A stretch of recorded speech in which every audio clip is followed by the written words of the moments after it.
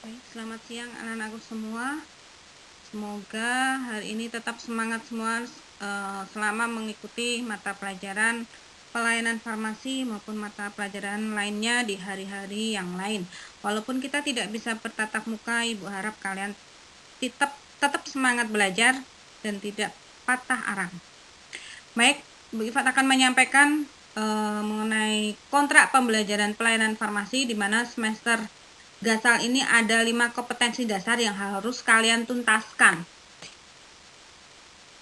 Di mana nilai SKM adalah 73. Jadi ketika ulangan harian nilai kalian nanti kurang dari 73, maka kalian wajib untuk melakukan remedi. Untuk mata pelajaran pelayanan farmasi, untuk kelas 11 ini nanti akan diampu oleh 3 guru, yaitu Bu Dita, Pak Taufik, dan Bu Ifat. Nah, masing-masing sudah dibagi satu kompetensi dasar ya. Untuk hari ini, Bu Ifat akan menyampaikan kompetensi dasar mengenai menerapkan distribusi obat dan perbekalan farmasi.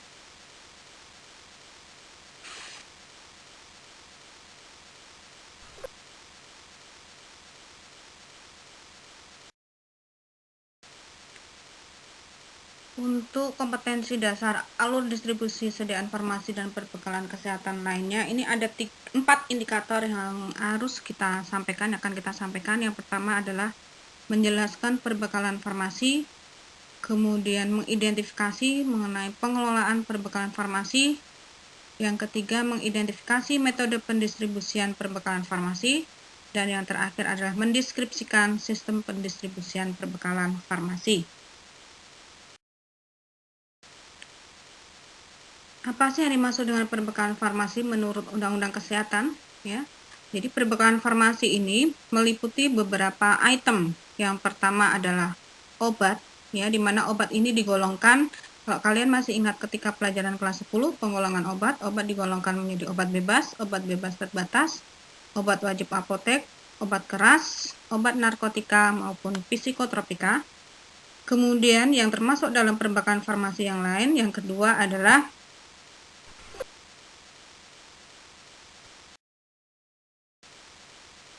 baik, sebelum masuk ke pengelolaan distribusi sediaan farmasi dan perbekalan farmasi, kita mengulas sebentar mengenai perbekalan farmasi. Yang pertama adalah obat bebas. Apa sih yang dimaksud dengan obat bebas tadi? Obat bebas adalah obat yang dapat dijual bebas kepada umum tanpa menggunakan resep dokter. Ya, jadi obat ini dapat kita temukan di toko, warung, toko obat, swalayan maupun apotek. Pada pemberian kepada pasien tidak memerlukan tenaga kefarmasian, baik itu tenaga teknis kefarmasian maupun apoteker. Obat bebas biasa dikenal dengan obat OTC atau over the counter. Masih ingat contoh-contohnya? Silahkan nanti kalian buka-buka ya. Nanti ada kuis setelah materi yang saya sampaikan.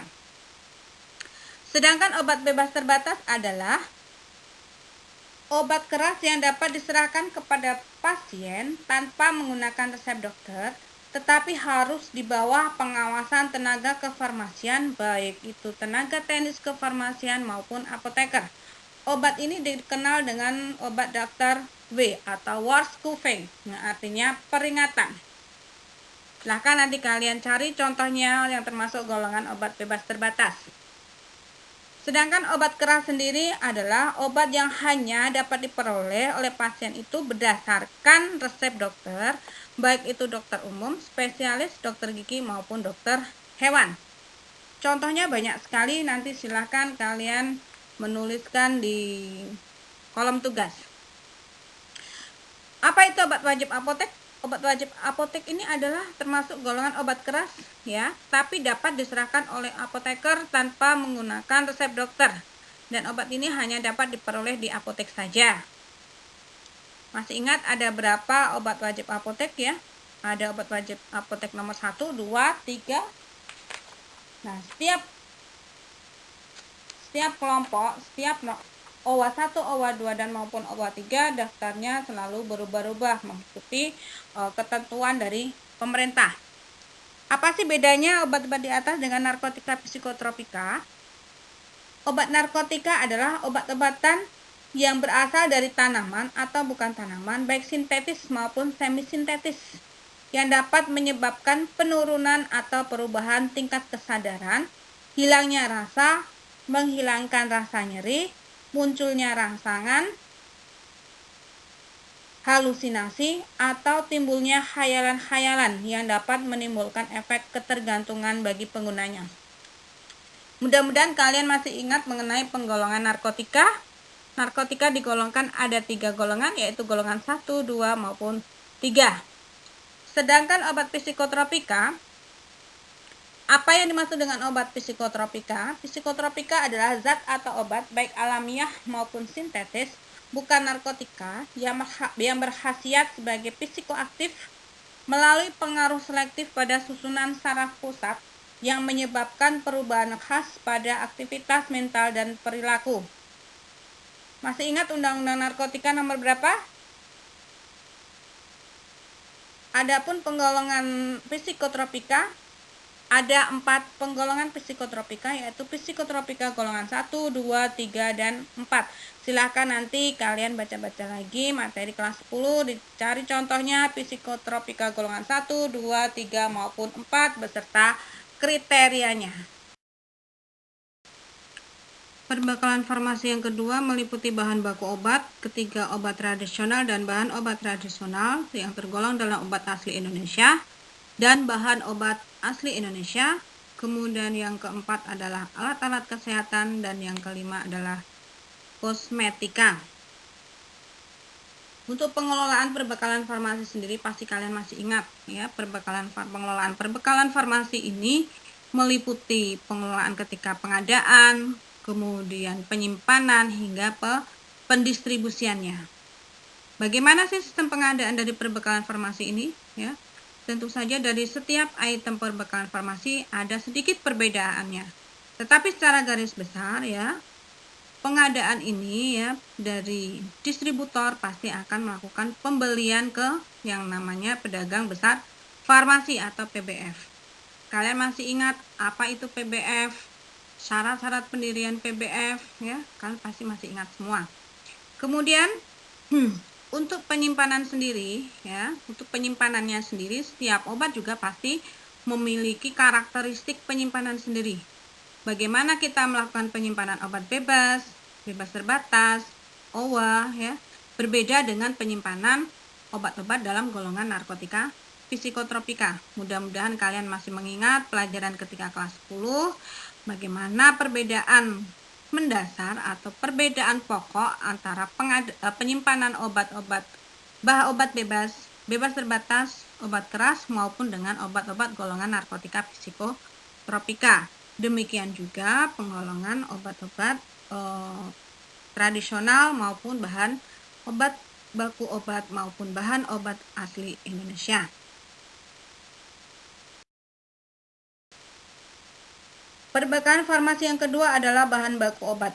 Apa yang dimaksud dengan bahan baku obat? Bahan baku adalah semua bahan, baik berkhasiat maupun tidak berkhasiat, baik yang berubah maupun tidak berubah, yang digunakan dalam pengolahan obat. Walaupun tidak semua bahan tersebut masih terdapat di dalam produk ruahan. Perbekalan farmasi yang ketiga adalah obat tradisional. Apa yang dimaksud dengan obat tradisional? Obat tradisional ini merupakan bahan atau ramuan bahan tanaman, bahan hewan, bahan mineral, sediaan sarian atau galenik, atau campuran dari bahan-bahan tersebut yang secara turun-temurun telah digunakan untuk pengobatan dan dapat diterapkan sesuai dengan norma yang berlaku di masyarakat. Perbekalan farmasi yang keempat adalah alat kesehatan. Apa yang dimaksud dengan alat kesehatan? Alat kesehatan adalah instrumen, aparatus, mesin dan atau implan yang tidak mengandung obat yang digunakan untuk mencegah, mendiagnosis, menyembuhkan dan meringankan penyakit, merawat orang sakit, memulihkan kesehatan pada manusia, dan atau untuk membentuk struktur dan memperbaiki fungsi tubuh. Perbekalan farmasi yang kelima adalah kosmetika. Kosmetika adalah bahan atau sediaan yang dimaksudkan untuk pemakaian pada bagian luar tubuh manusia, baik itu epidermis, rambut, kuku, bibir, dan organ genital bagian luar, atau gigi dan membran mukosa mulut, terutama untuk membersihkan, mewangikan, mengubah penampilan, dan atau memperbaiki bau badan, atau melindungi serta memelihara tubuh pada kondisi baik. Bagaimana pengelolaan perbekalan farmasi sendiri? Pengelolaan perbekalan farmasi ada beberapa tahapan, yaitu tahapan pengadaan, tahapan penyimpanan, dan tahapan pendistribusian. Bagaimanakah pengadaan perbekalan farmasi? Tentu saja pengadaan perbekalan farmasi sumber resminya, tempat pembelian resminya adalah melalui PBF. Bagaimana proses pembeliannya? Tentu saja melalui penulisan menggunakan surat pesanan yang disampaikan kepada PBF tertentu. Nah, pada saat penerimaan barang yang datang, maka tenaga teknis kefarmasian mempunyai kewajiban untuk melakukan checklist kualitas fisik barang yang datang, yaitu mencocokkan antara barang yang datang dengan surat pesanan dan faktur yang diterima. Apabila ada ketidaksesuaian, entah itu barang rusak, expired, atau tidak memesan, harus segera diretur atau dikembalikan dengan terlebih dahulu tentu saja melaporkan kepada apoteker.